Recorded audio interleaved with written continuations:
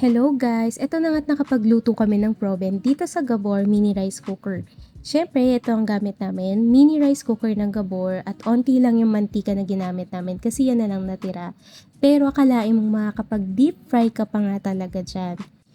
Need mo lang ng chicken proben at syempre harina.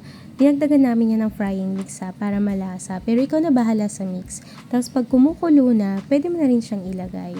O diba nga, nakapag deep fry pa nga dyan.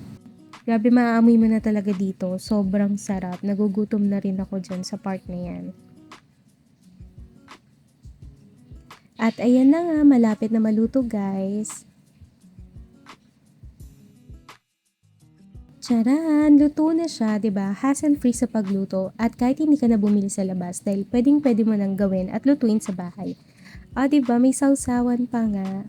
So, try niyo na guys. So, pwedeng-pwede siya, multipurpose na siya, hindi lang siya sa kanin pwedeng pangluto. Bye na ng Gabor Mini Rice Cooker.